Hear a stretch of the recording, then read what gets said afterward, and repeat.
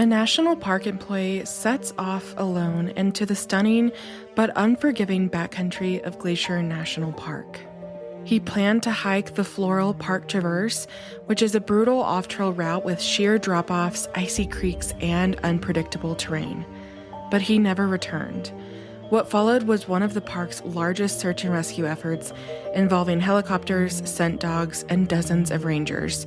For weeks, the mountains held their silence. Welcome to Morbid Outdoors, the podcast that ventures deep into the shadows of the wild.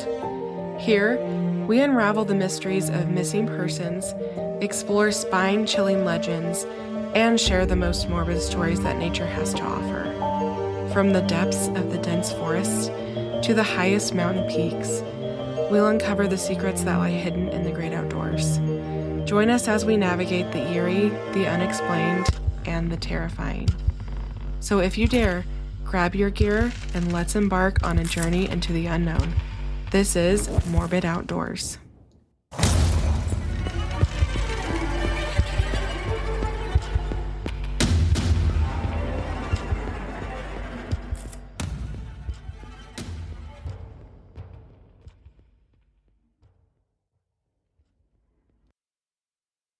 Hello, everyone. My name is Elise, and I'm your host. And I want to say thank you all so much for listening and supporting me in this passion project. For those of you who don't know me, I do work a full-time job. And so this is just something I do in my spare time because I love telling stories. I love true crime, creepy stuff, and I love the outdoors. So I actually, a few days ago, got back from an overnight backpacking solo trip. It was amazing. I had so much fun. I loved it. I did a spur trail to a lake that was off of a loop that I'd done a couple times. And it was a shorter trip, only 9 miles, but really beautiful and at pretty high elevation. I started at 10,000 feet. And I think the highest was when I hiked over the notch, and that's about 11,263 feet. So it was challenging, but nothing too crazy. I would say easy, maybe easy moderate, beautiful trail. And if you're a Utah local and you like hiking, I highly suggest the Clyde Lake Loop. It's in the Uintas, so it's a bit of a drive outside of Salt Lake City, but it's like 5.5 miles. It's amazing. The views are so awesome. I love basically every hike in the Uintas. I love spending time out there in the summer, and I can't recommend that area enough. So my backpacking trip was awesome. I also had a really cool wildlife experience with some mountain goats. Like, I heard something outside of my tent and I opened it up, and there was basically like a mom goat, a dad goat, and a little teeny baby goat, and they were all grazing like 5 feet outside of my tent. So if you want to see that, head over to my Instagram, Morbid Outdoors Podcast, or I do post a lot more on my personal page, which is at Lacey Ruck. And it actually is, I guess, tagged in the bio of the podcast Instagram page. So I had a lot of fun. It was amazing. And it feels good to get into backpacking again. I haven't done it a lot since college. And so this was super refreshing. It was beautiful. The weather was great. And I can't wait to go on more backpacking trips in Utah. I do have a correction on my last episode about campground murders. In the case of Crystal and Kylan out of Moab, Utah, I had a local message me on Facebook and correct me. And so thank you so much, Joe, for correcting me on that. Joe sent me an article that I completely missed. And this just goes to show you not to rely on memory. I said that the man who murdered these 2 women was serving jail time, but that is not true. He actually completed suicide in 2021 before he could be arrested. And Joe also said that she's a local and a lot of the locals that knew him or knew these people, in this case, they don't believe he is actually responsible or was responsible for those two murders. So that is something to note. I want to give a Patreon shout out to Mariah from the UK. Mariah, thanks so much for becoming a day hiker on my Patreon. And I have two more patrons to shout out, Clara and Michelle. Thank you guys so much for supporting me. I really appreciate it, and it just means the world. It seriously does. So without further ado, let's dive into today's case. Okay, so first for the negative reviews. Gary said, "It's managed like an amusement park occupied by elementary students on a field trip.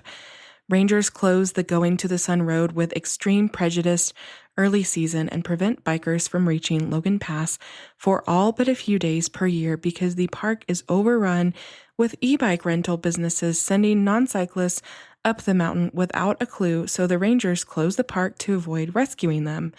A truly magnificent natural wonder ruined by aggressively lazy management. Double thumbs down, 0 stars for the park rangers and NPS." Gary is very pissed about people using e-bikes. Gary, come on.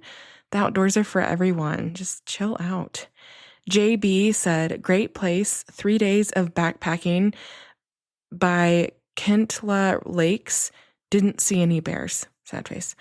Well, JB, I think it's probably good that you didn't see any bears because grizzly bears are the only ones, well, they're the biggest ones in Glacier. And if you were backpacking and you saw grizzly, that's usually not a good sign. Someone else said, "Beautiful park, but why 1 star? Way too overcrowded," in all caps. "You can't even stop to see the overlooks because there's no parking space. So you missed out on most of the views. People don't know how to drive. The reservation system for vehicles is a joke. The pass is only required by the west gate and not at the east, so it doesn't reduce the number of cars. A beautiful park once again ruined by overcrowding and the incivility of tourists. There are the same scenery elsewhere. I don't recommend this one." Man, I don't know why people get so pissed about reservation systems.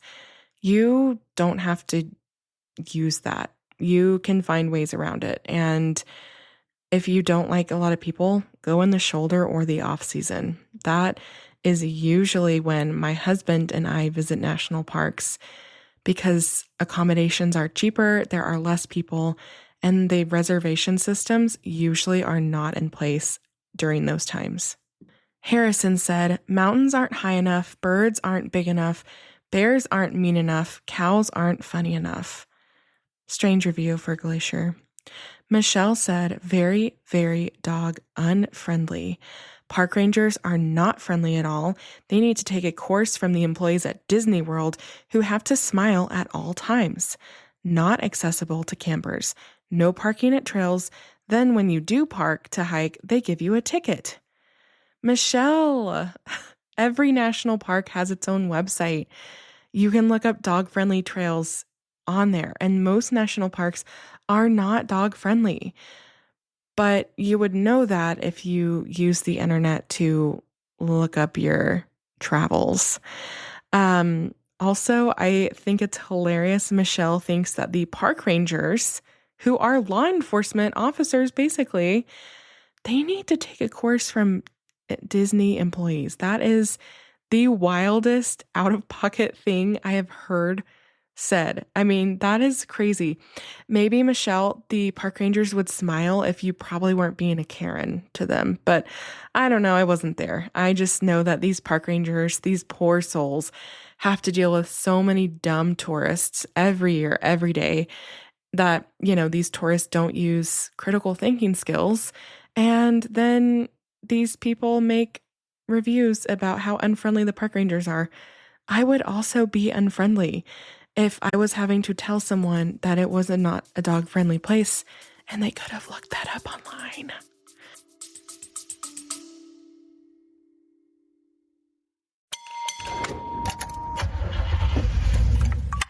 Mr. Bell. The rest of the... Good to have you with us. You're tuned in to something timeless. Welcome to Family History Drama. Real lessons, real ancestors, real drama. Old-fashioned radio storytelling with modern-day immersive audio. True family stories of outlaws and soldiers, lions and rattlesnakes, miracles, disasters, and the tragedies of humanity. Look us up and listen in. There's a link in the show notes or find us on any podcast app. Family History Drama. True stories told like legend.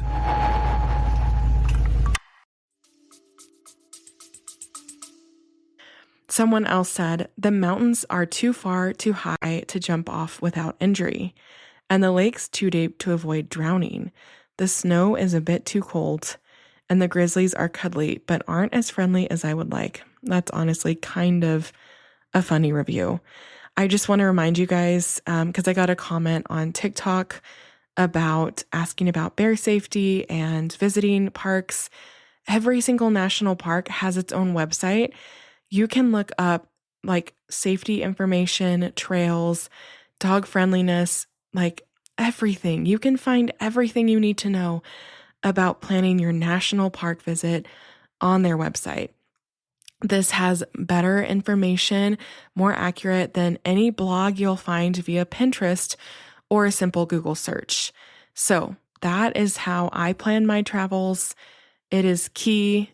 It has updated information, unlike some travel blogs you might find on Pinterest that haven't been updated in like 10 or so years. So just so you know, avoid not having a good time and use the internet to your advantage.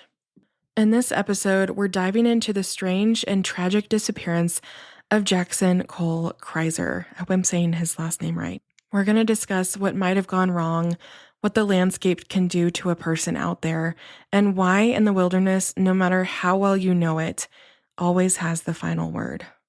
So let's go to Glacier National Park. Glacier National Park is located in northwestern Montana on the Canada-United States border.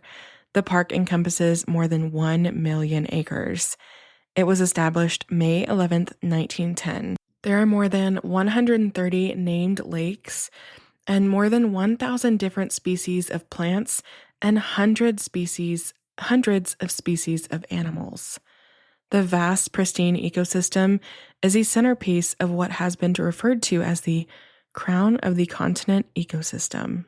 The region that became Glacier National Park was first inhabited by Native Americans or indigenous peoples.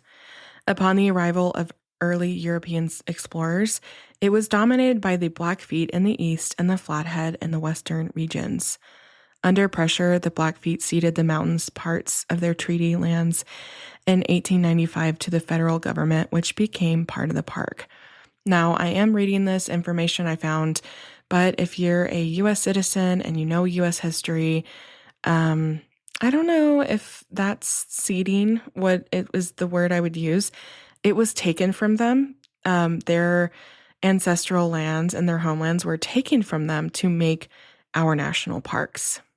Soon after the establishment of the park in 1910, a number of hotels and chalets were constructed by the Great Northern Railway. These historic hotels and chalets are listed as National Historic Landmarks, and a total of 350 locations are on the National Register of Historic Places. By 1932, work was completed on Going to the Sun Road, which was actually later designated a National Historic Civil Engineering Landmark. I did read that it took 14 years to finish Going to the Sun Road. A lot of that was probably how lengthy it was, but also the weather conditions. That road is closed for most of the year. So imagine back in the late 20s, early 30s, trying to construct a road without all of the modern technology that we have now. And that's why it took them so long to construct that beautiful road. Now, during the mid-19th century, during the late Little Ice Age, there was estimated to be 150 glaciers over 25 acres. But now there's only 25 active glaciers, and that was of 2010. So I can imagine it's less at this time. Scientists studying the glaciers in the park have estimated that all of the active glaciers may disappear by 2030 if current climate patterns persist. There are a ton of large mammals in this park, and some of those include the black bear, grizzly bear, bighorn sheep, elk, moose, mountain lion, mountain goats, as well as wolves, wolverines, and Canadian lynx. There are hundreds of species of birds, more than a dozen fish species, and quite a few reptiles and amphibian species have also been documented. There are lots of pollinators like butterflies and other pollinating insects, and it's such a beautiful place. My husband and I went for our anniversary trip last year, and we also did Waterton Lakes National Park, which is joint to Glacier just over the Canadian border. And Glacier was absolutely amazing. It was so beautiful. We only did one hike, I think. No, we had to do more than that. But the one that I remember off the top of my head is the Hidden Lake Lookout. It was so pretty. It wasn't too challenging. And we saw mountain goats. So that was super cool. So highly recommend that trail if you ever visit Glacier. Like I said, Glacier National Park borders Waterton Lakes National Park in Canada, and the two parks are known as the Waterton Glacier International Peace Park, and they were designated as the world's first international peace park in 1932.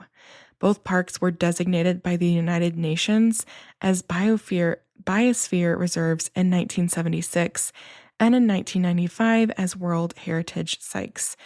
So it is really cool because if you visit both, which unless you don't have a passport, you really don't have a reason not to, because Waterton is just an hour away from Glacier. I mean, they are so close. So my husband and I actually took a boat tour ride where we got in a boat and we crossed the international boundary line in a boat. And it was so cool because you can actually see where the trees get cut on the land to mark, the distinction between Canada and the US. And it is really, really cool. Also, the earliest occupants of the glacier area, like I said, they were Blackfeet, Flathead, and then they also, people lived there from the Kootenai tribes, Shoshone, and Cheyenne. And so this area is very rich with history from the indigenous peoples. And I recommend looking at old photos from Glacier when the indigenous people lived on it. It is just so cool to see how much the landscape has not changed since the first stewards of the land were living there. Actually, when my husband and I visited, we actually camped on the Blackfeet Indian Reservation because we were entering through the eastern side of the park.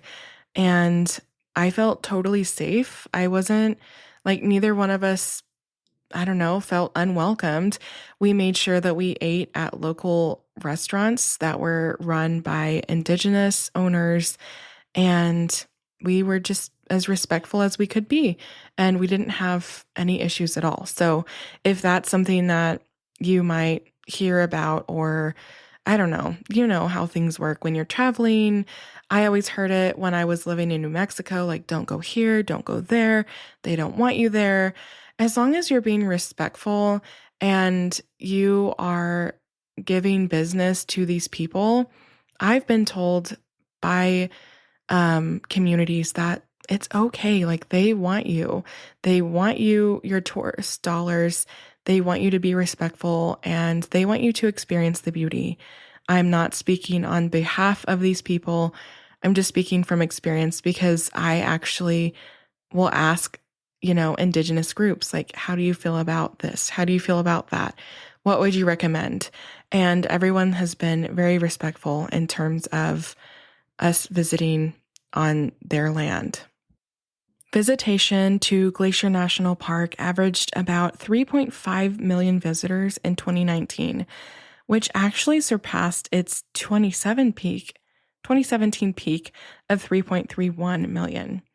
Glacier has had at least 2 million annual visitors consistently since 2012, but has broken annual attendance records from 2014 to 2018. In 1974, a wilderness study was submitted to Congress, which identified 95% of the area of the park as qualifying for wilderness designation.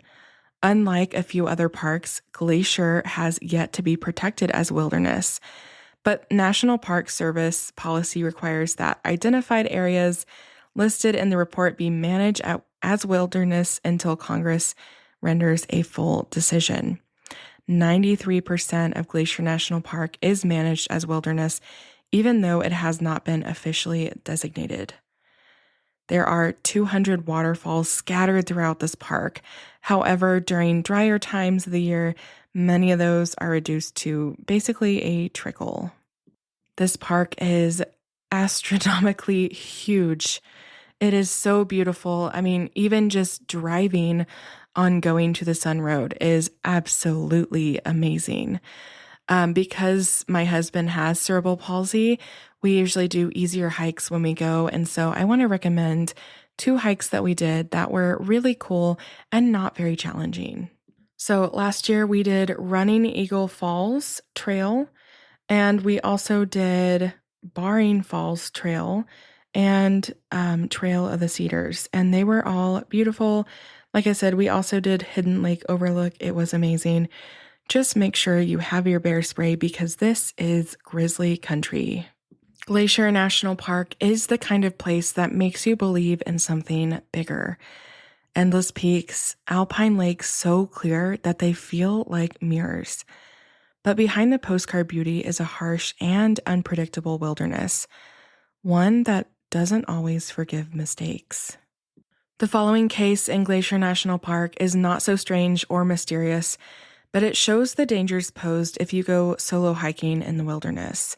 Even experienced, well-prepared outdoors people can succumb to drowning, bears, mountain lions, or fatal falls. So just be careful out there. Today we're going to discuss Jackson Jeffrey Cole Kreiser from Hudsonville, Michigan. Now, he was born July 16th, 1993, and his obituary says he was a happy, carefree boy who was just as content to be alone as he was to sit and visit or enjoy a huge crowd. He loved traveling and experiencing new people, new places, and foods. Jackson was extremely fit and in good shape, and when he was little, he loved to play games, even physically challenging ones, board games or card games. Eventually, he found out that the real game was water polo. So all of this is from his obituary. He loved to ski and water ski whenever I say ski. He also loved academics and enjoyed both Greek and Roman mythology, American and world history, and government. Now, his obituary says that he loved Harry Potter and he could discuss it for hours. And in 2012, he was 19 years old. And this was a big summer for Jackson. He actually scored a job as a seasonal employee at the Lake McDonald Lodge, and this was his first year working in the national park. And just about a week after his 19th birthday, he left Logan Pass for a day hike on July 28th, 2012. Now, he planned to hike the Floral Park Traverse, which is a trail that begins at Logan Pass and ends at the Sperry Chalet trailhead near Lake McDonald Lodge. So he was going to be hiking across this area and actually ending where he worked, where he was an employee at. Now, this trail is not for inexperienced hikers. This is the well-known traverse, the most well-known traverse in Glacier, and it gains over 4,000 feet of elevation, and it's like 19 miles long. So I would not recommend that just any of you do this hike. This is for the extremely seasoned hiker and someone that knows how to survive if, push comes to shove. I'm sure this is beautiful, and it's probably like you do it once and you can say you did it. However, This is not a trail for just your average tourists going to visit a national park. Wow, I cannot talk today. So he left on July 20th, 2012, and he was starting at Logan Pass. And if you've visited Glacier, you have likely visited the Logan Pass area. The day after Jackson disappeared, a large ground and aerial search was launched between Hidden Lake and Avalanche Lake. The search area was focused on the rugged Floral Park area, which includes a treacherous country filled with rock cliffs, waterfalls, wet and slippery rocks, boulders, and very dense vegetation. And all of that makes searching really challenging. So the search and rescue operation lasted 8 days, but a few clues were found besides boot prints. So they didn't really find much of anything except boot prints. Park employees were assisted by North Valley Search and Rescue, Flathead Search and Rescue, Can-Am Search and Rescue, the Flathead and Lake County Sheriff's Offices, and the U.S. Border Patrol. An average of about 50 people were involved in the search each day. The search area, like I said, focused on this specific area that searchers and experts thought this is the area that if someone was going to go missing or get hurt on this trail, this is where it would be. Several volunteers of North Valley Search and Rescue assisting with the search operation were trained and certified trackers.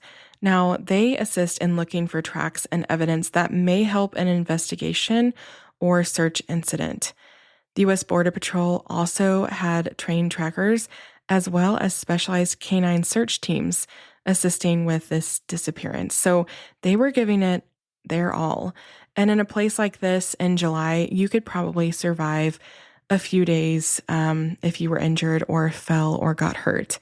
Now, it would have started getting cold at night, but it wouldn't be anything that's going to, kill you on night one, or so, I think at least. They did ground and aerial searches, and they had crews staying overnight in the backcountry. And that's just speaking to the weather at this time. It was actually decent enough for crews to stay out there overnight to continue searching for him. And I'm sure that they were doing all the techniques, using lights, calling out. They wanted to find him. And this was one of Glacier's own. He was an employee. Yes, he was just a seasonal employee, but still an employee of the national park. And they knew that time was of the essence in the search. One cool thing about the search that they did is that they used infrared technology, which is called FLIR, F-L-I-R, and the Flathead County Sheriff's Office actually had this to use during the search for Jackson. So this uses thermal imaging cameras that detect heat sources, and it was being used in early morning operations before all the rocks and vegetation got warm, so that they could see the contrast if they found Jackson laying there, maybe hurt or unconscious. They could see the heat signature early in the morning before everything heated up from the sun's rays. They searched for 8 days and they didn't find anything except boot prints. And unfortunately, Jackson Kreiser's body was found by hikers southwest of Hidden Lake on September 13th, 2012. Now, this is going to be a little graphic, so if you don't want to listen, maybe fast forward. He was submerged in about 4 inches of water in a small waterfall drainage running between 2 cliff bands southwest of Hidden Lake. Park rangers and the Flathead County Deputy Coroner Dick Sign traveled to the site off-trail in a subalpine talus slope between the 2 cliff bands. The slope had several small waterfall drainages, and Jackson was in one of them about halfway down the slope. So you might be wondering how they missed that, but the water actually would have obscured Jackson's body from search parties.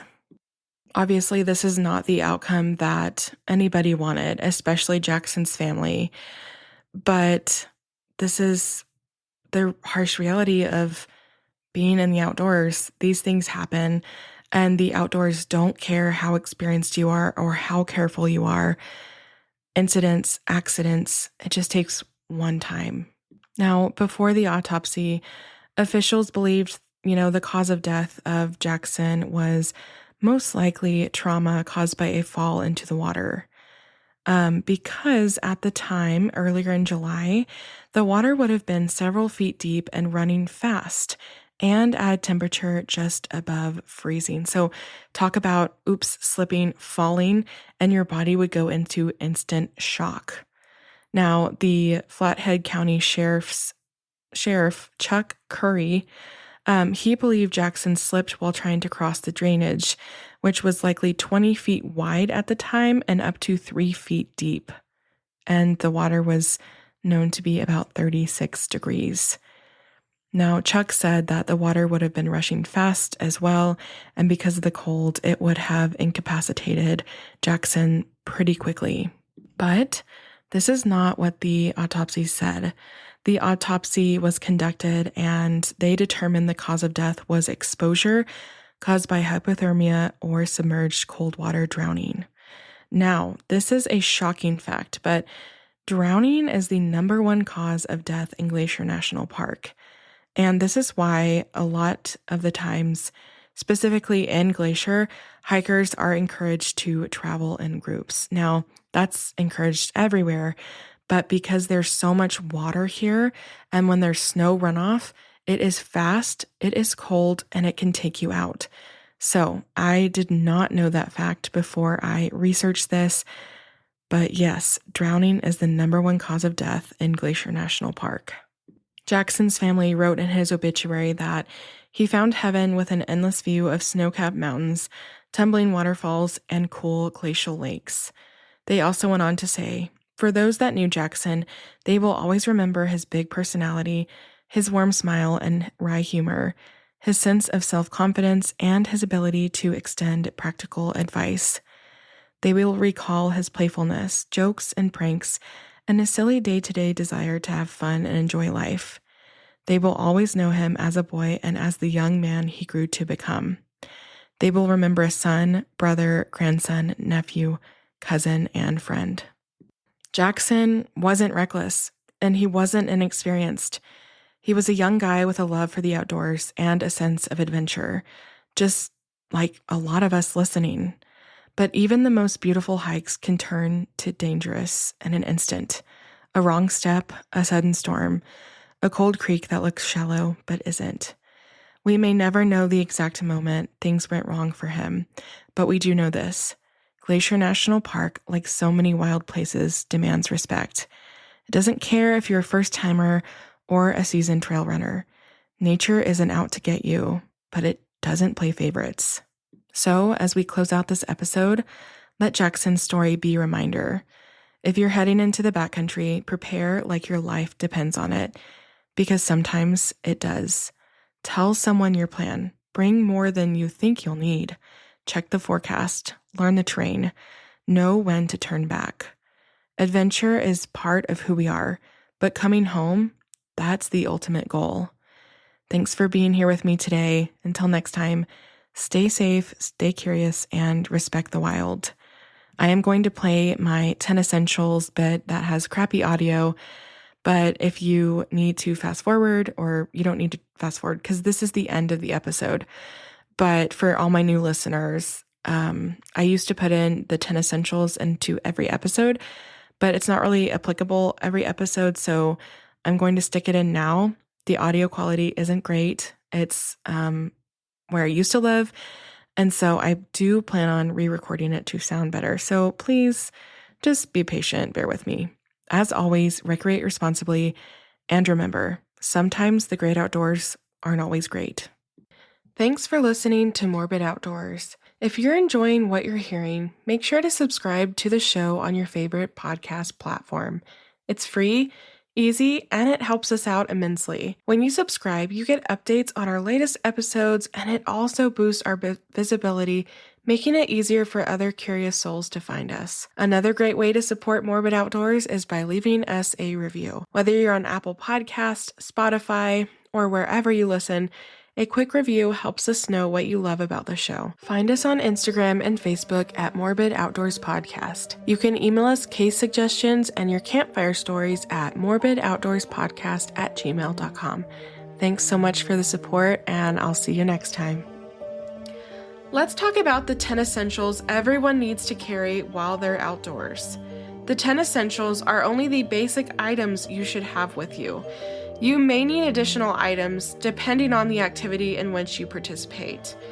Visit the park's website to learn more about the park and your activity before you head out. So, our 10 essentials. The first is navigation. Navigation systems are used when planning your route before your trip and when you need help orienting yourself in surroundings during your activity. Know how to use a topographical or relief map as well as your compass or GPS unit before going out. So when I say navigation, I mean you need a map, compass, and GPS system. Personally, I have a Garmin inReach Mini, and it is the best purchase I have ever made as it can save my life. The second essential is sun protection: sunglasses, sunscreen, and hat. Sun protection is necessary to protect your skin and eyes against harsh UV rays that are responsible for sunburns and skin cancer. Consider using sunglasses, sunscreen, and hats. Sun protection clothing such as pants and long sleeve shirts can also help minimize your exposure to the sun. The third essential is insulation: jacket, hat, gloves, rain shell, and thermal underwear. Nature is unpredictable. Be prepared for sudden changes in weather conditions. Pack an extra layer of clothing that reflects the most extreme conditions you could encounter. The fourth essential is illumination.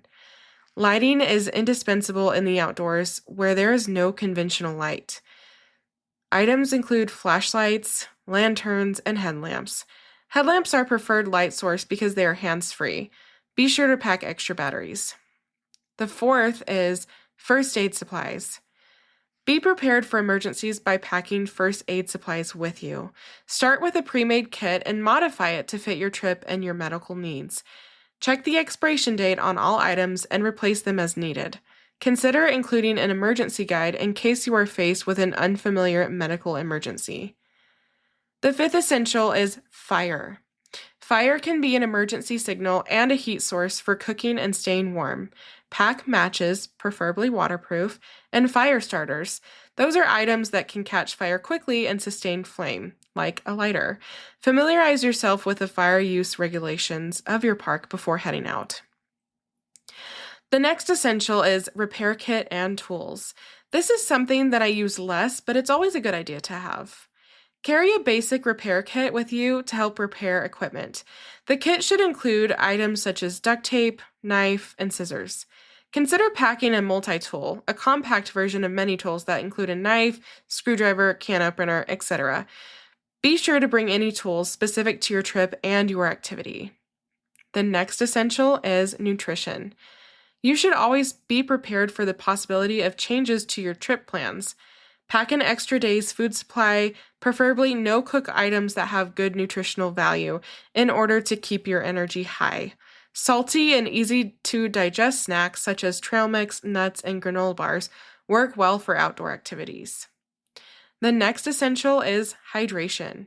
Staying hydrated on your trip is of the utmost importance. Physical activity increases your risk of dehydration, which can lead to negative health consequences. If you're active outdoors, especially in hot weather, you should drink water often and before you feel thirsty. Prepare your water before you need it and do not allow yourself to become dehydrated.